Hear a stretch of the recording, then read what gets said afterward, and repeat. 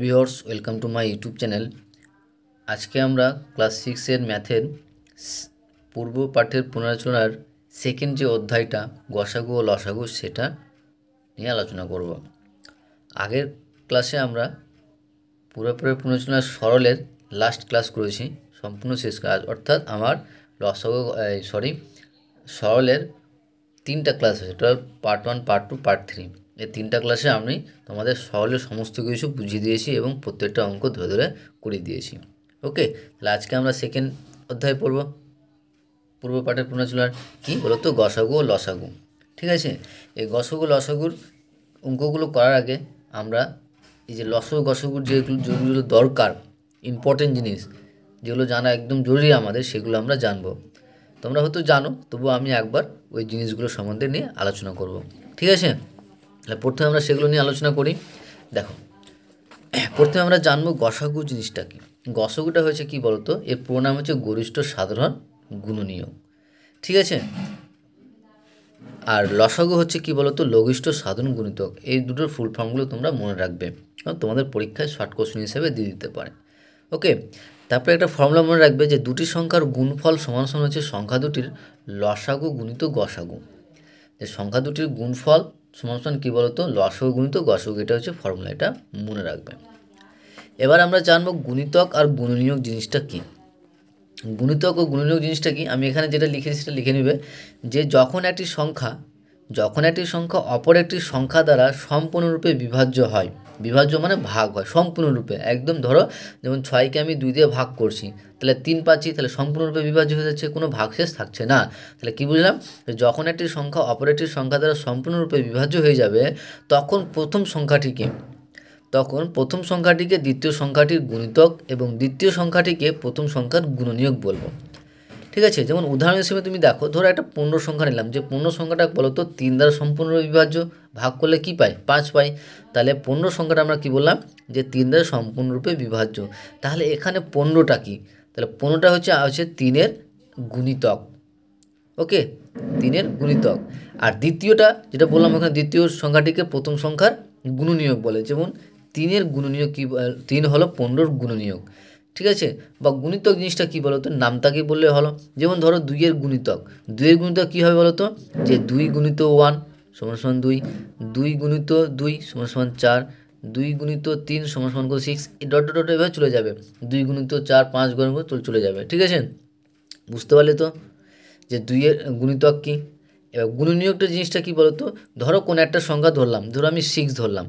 ঠিক আছে, ওই 6 সংখ্যাটা কোন কোন সংখ্যা দ্বারা ভাগ করা যাবে, যে 6 সংখ্যাটা হচ্ছে যে সংখ্যা দ্বারা ভাগ করা যাবে সেইগুলোই হচ্ছে কী বলো তো, তার গুণনীয়ক।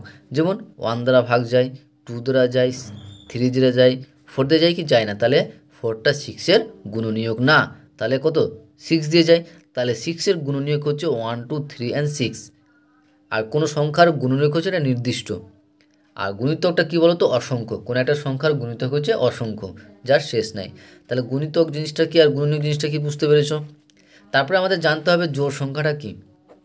জোড় সংখ্যাটা হচ্ছে যে সকল সংখ্যাকে আমরা 2 দ্বারা ভাগ করতে পারবো সেই সকল সংখ্যা হচ্ছে কী বলতো, জোড় সংখ্যা। মানে 2 দ্বারা ভাগ গেলেই হয়ে যাবে, সেটাও কী বলতো, জোড় সংখ্যা। যেমন ধরো 2, 4, 6, 8, 10, 12 টোটোটা চলতে থাকবে, শেষ নেই। যে সকল সংখ্যা 2 দ্বারা ভাগ করা যাবে, 2 দিয়ে ভাগ গেলেই সেটা হবে জোড় সংখ্যা। ঠিক আছে, তারপরে বিজোড় সংখ্যাটা কি, যে বিজোড় সংখ্যাটা হচ্ছে যে সকল সংখ্যাকে আমরা 2 দ্বারা ভাগ করতে পারবো না, যে সকল সংখ্যাকে আমরা কী বলতো, যে সকল সংখ্যাকে আমরা 2 দ্বারা ভাগ করতে পারবো না সে সকল সংখ্যা কী বলতো, বিজোড় সংখ্যা। যেমন 3, 5, 7, 9 এগুলো 2 দিয়ে ভাগ করা যাবে কি, যাবে না। তাহলে এগুলো কী বলতো, এক একটা বিজোড় সংখ্যা। বুঝতে পেরেছ। এবার চলো, এবার জানবো আমরা মৌলিক সংখ্যাটা কি। মৌলিক সংখ্যাটা কি বলতো, যে মৌলিক সংখ্যাটা হচ্ছে যে সকল সংখ্যা কেবলমাত্র এক এবং সেই সংখ্যা দ্বারা বিভাজ্য কিন্তু অপর কোনো সংখ্যা দ্বারা বিভাজ্য নয়, তাদের মৌলিক সংখ্যা বলে। বিভাজ্য মানে হচ্ছে ভাগ করা, অর্থাৎ কি বলতো, মৌলিক সংখ্যাটা কি, যে সকল সংখ্যাকে আমরা, যে সকল সংখ্যা কেবলমাত্র এক এবং সেই সংখ্যা অর্থাৎ নিজে দিয়েই ভাগ যায়, অন্য কোনো সংখ্যা দ্বারা ভাগ করা যাবে না, তাহলে সেই সংখ্যাটা হচ্ছে আমার মৌলিক সংখ্যা। বুঝতে পারছি। যেমন ধরো এখানে লিখেছি 2, 3, 5, 7, দেখো তো এইগুলো, যেমন 2, 3, 5, 7 এগুলো বলো তো, এগুলো কি অন্য কোনো সংখ্যা দ্বারা ভাগ করা যায়? শুধুমাত্র 1 আর ওই সংখ্যাটাই ছাড়া। যেমন ধরো 2কে 1 এবং 2 ছাড়া অন্য কোনো সংখ্যা দ্বারা ভাগ করা যাবে কি? যাবে না। তাহলে 2 একটা কী বলো তো মৌলিক সংখ্যা।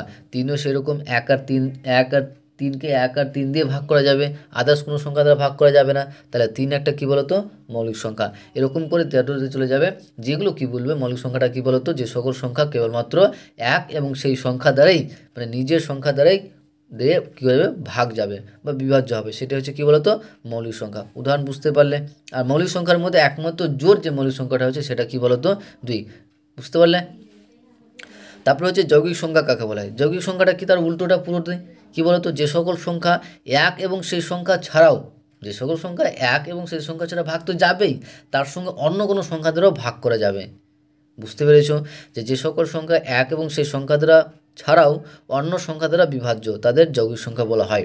মানে অর্থাৎ যে 1 এবং ওই সংখ্যা দ্বারা ভাগ গেলেও অন্য কোনো সংখ্যা দ্বারা ভাগ যাবেই, সেটা হচ্ছে যৌগিক সংখ্যা। যেমন এখানে ধরো 4, 6, 8, 12 দেওয়া হচ্ছে। যেমন 4কেই ধরো, 4টা দেখো তো 1 দিয়ে ভাগ যায়, 4 দিয়েও ভাগ যায়, এছাড়াও কী বলো তো 2 দিয়ে ভাগ যায়। এর জন্য এটা কী বলো তো, এটা একটা যৌগিক সংখ্যা। যৌগিক সংখ্যাটা হচ্ছে এটাই যে শুধুমাত্র ও 1 আর ওই নিজের দ্বারাই ভাগ যায় না, অন্য সংখ্যা দ্বারাও ভাগ যেতে পারে, সেটা হচ্ছে কী বলো তো যৌগিক সংখ্যা। আশা করছি বুঝতে পেরেছো। এবার দেখো একটা কোশ্চিন তোমাদের বইয়ে আছে, বই থেকে আমি বুঝাই। দেখো নিজে করি অঙ্কগুলো করার আগে তোমাদের যে শূন্যস্থানগুলো দেওয়া আছে সেগুলো একটু বুঝিয়ে দিই তোমাদের। এখানে দেখবে যে 2 এর গুণিতকগুলি কী কী হবে। দেখো 2, 4, 6 ডট ডট চলে থাকবে। 3 এর গুণিতকগুলো বুঝতে পারছো। দেখো শূন্য ছাড়া কোনো সংখ্যার গুণিতকগুলি কী বলো তো অসংখ্য হবে। কী বলো তো অসংখ্য। কেন বলো তো? কারণ গুণিতকগুলিতে আমি তো একটু আগে বললাম যে গুণিতকের কোনো শেষ নাই, গুণিতক চলতে থাকবে, তাই জন্য শূন্য ছাড়া কোনো সংখ্যার গুণিতকগুলো কী বলো তো অসংখ্য। ঠিক আছে, এবার নেক্সট পেজে যাই। নিজে করিগুলো আমি পরে করছি, তোমাদের আগে এই যে বইয়ের ছকগুলো আছে সেই ছকগুলো আমি তোমাদের করিয়ে দিচ্ছি, বলে দিচ্ছি। হ্যাঁ দেখো এই ছকটা দেখো, বলছে 12 হলো dash dash dash dash dash এর গুণিতক। তাহলে গুণিতক জিনিসটা কি বুঝলাম, যে তার নামতা। ঠিক আছে, তো 12 হলো কার গুণিতক। তাহলে 12কে কী দ্বারা ভাগ করা যায় সেটা হচ্ছে তার গুণিতক। তাহলে দেখো 1, 2 দিয়ে ভাগ যায়, 3 দিয়ে যায়, 4 দিয়ে যায়, 5 দিয়ে যায় না, তাহলে কত 6 দিয়ে যায়, আর কত 12 দিয়ে যায়। তাহলে 12টা কার গুণিতক বলো তো?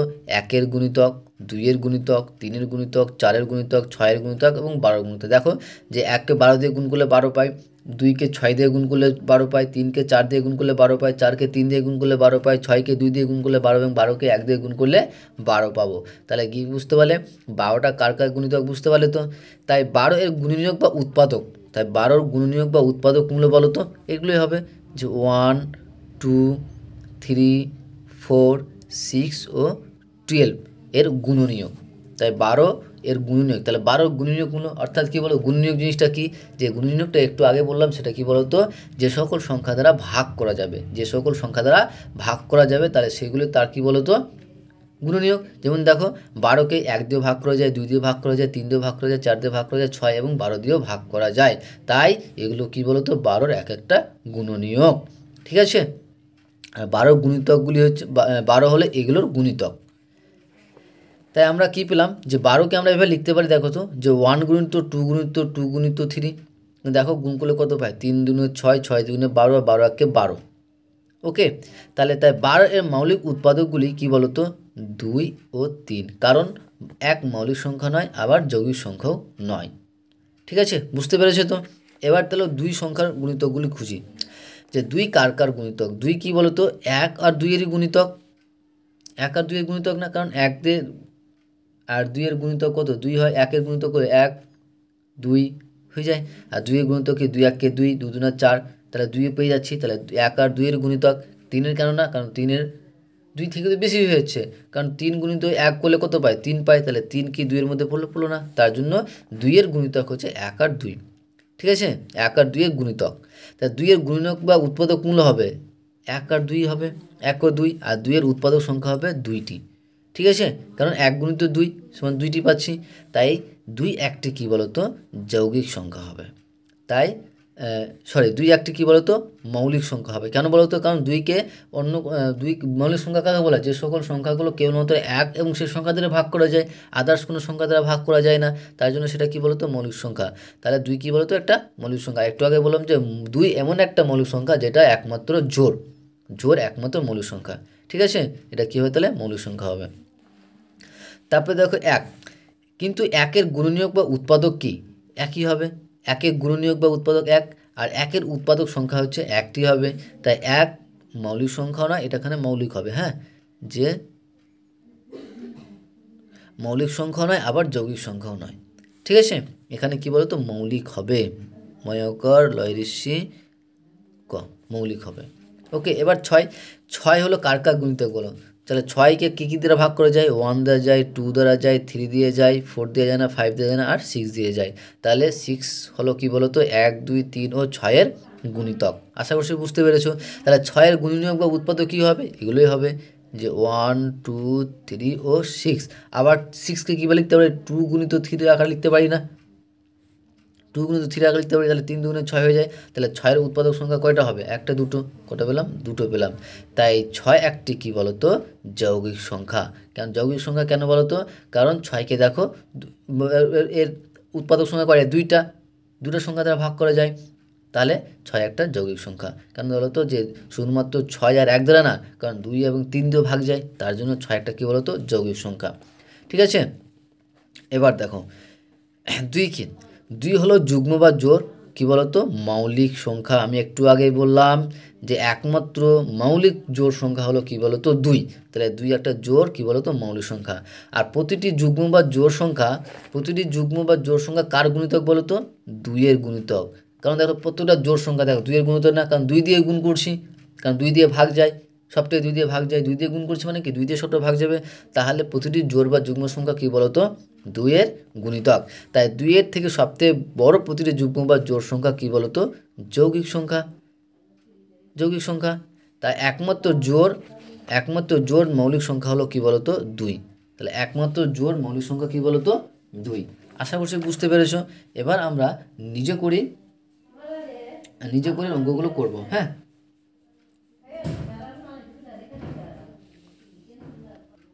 তাহলে এবার নিজে করে অঙ্কটা দেখো।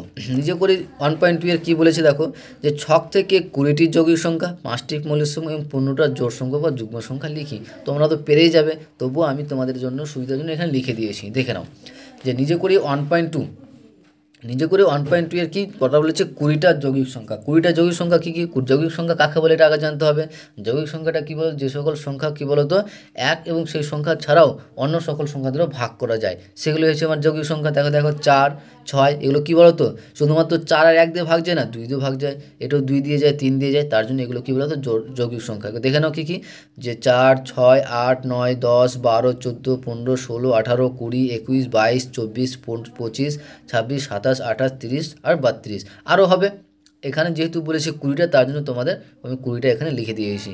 এগুলো প্রত্যেকটা কী বলো তো শুধুমাত্র এক এবং অন্য সংখ্যা, শুধুমাত্র এক এবং সেই সংখ্যা ছাড়া অন্য সকল সংখ্যা দ্বারাও ভাগ করা যায়। ঠিক আছে, তার জন্য এগুলো সব কী বলো তো যৌগিক সংখ্যা। তারপরে কী বলেছে 5টি মৌলিক সংখ্যা। 5টি মৌলিক সংখ্যা কী বলো তো 2, 3, 5, 7, 11 আরও হবে। আর মৌলিক সংখ্যাটা কী বলো তো মৌলিক সংখ্যাটা হয়েছে এটাই যে শুধুমাত্র এক এবং সেই সংখ্যা দ্বারা ভাগ করা যাবে। যেমন দেখো 2, 3, 5, যেমন 11কে ধরো, 11কে অন্য কোনো সংখ্যা দ্বারা ভাগ করা যায়? 1 এবং 11 ছাড়া যায় না, তার জন্য 11 একটা কী বলো তো মৌলিক সংখ্যা। আরও হবে 13ও হবে, কিন্তু যেহেতু এখানে 5টা বলেছে তো আমি 5টা লিখে দিয়েছি। ওকে, এবার দেখো 15টি জোড় সংখ্যা। 15টা জোড় সংখ্যা তুমি বুঝতে পারছো 2, 4, 6, 8, 10, 12, 14, 16, 18, 20, 22, 24, 26, 28, 30 আরও হবে। আর জোড় সংখ্যা মানে হচ্ছে যে সকল সংখ্যা 2 দ্বারা ভাগ করা যাবে। এগুলো দেখো এগুলোর মধ্যে প্রত্যেকটাই 2 দ্বারা ভাগ করা যায়, তার জন্য এগুলো একটা কী বলো তো জোড় সংখ্যা। তাহলে 15টা জোড় সংখ্যা বুঝতে পেরেছো, আশা করছি বুঝতে পেরেছো। এবার দেখো নিজে করি 1.3 করার আগে নিজে পড়ি 1.3 অঙ্কগুলো তোমাদের দেওয়ার আগে আমি তোমাদের একটু এই জিনিসটা লক্ষ্য করতে বলবো, যে এই জিনিসটা যে গ্রিক গণিতজ্ঞ ইরাটোস্থিনিস খ্রিস্টপূর্ব 3য় শতকে কোনো সংখ্যার গুণনীয়ক বা উৎপাদক বের না করে সহজে 1 থেকে 100 পর্যন্ত সংখ্যার মধ্যে মৌলিক সংখ্যা খোঁজার পদ্ধতি বলেছিলেন। এই পদ্ধতিকে কী বলা হয়? এরাটোস্থিনিসের চালনী।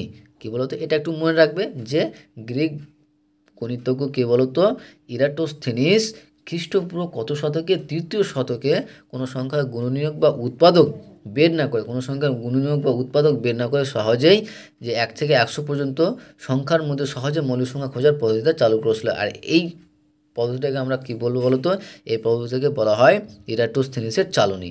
ওকে, এবার নিজে করি 1.3, নিজে করি 1.3 কী বলেছে কোশ্চিনটা, যে 101 থেকে 200 পর্যন্ত সংখ্যার মধ্যে মৌলিক সংখ্যাগুলি খুঁজি। তাহলে কার মধ্যে বলেছে, 1 থেকে 101 থেকে উপরে, মানে 101 থেকে শুরু করে 200 নিচে পর্যন্ত আমাকে মৌলিক সংখ্যাগুলো খুঁজতে হবে। আর মৌলিক সংখ্যার সংজ্ঞা কী বলতো, মৌলিক সংখ্যার ডেফিনেশনটা কি, যে সকল সংখ্যা কেবলমাত্র এক এবং সেই সংখ্যা, যে সকল সংখ্যা কেবলমাত্র এক এবং সেই সংখ্যা দ্বারা বিভাজ্য, সেই সকল সংখ্যাকে আমরা মৌলিক সংখ্যা বলবো। তাহলে এখানে যেগুলো দিয়েছি প্রত্যেকটা কী বলতো, এক এবং সেই সংখ্যা দ্বারা ভাগ করা যায়, আদার্স কোনো সংখ্যা দ্বারা ভাগ করা যাবে না। তার জন্য এগুলো কী বলতো, প্রত্যেকটা মৌলিক সংখ্যা। দেখে নাও 101 থেকে 200 পর্যন্ত মৌলিক সংখ্যাগুলি কী কী, মানে 101, 103, 107, 109, 113, 127, 131, 137, 139, 149, 151, 157, 163, 167, 173, 179, 181, 191, 193, 197, 199। 200 হবে কি, 200 হবে না, কারণ 200কে আদার্স কোনো সংখ্যা দ্বারা ভাগ করা যায়, যেমন 2 দ্বারা ভাগ করা যায়, 5 দ্বারা ভাগ করা যায়, 25 দ্বারা ভাগ করা যায়, তার জন্য 200 হবে না। তাহলে আমরা 1 থেকে 200 পর্যন্ত মৌলিক সংখ্যাগুলি কী কী পেলাম বুঝতে পারলে আশা করছি।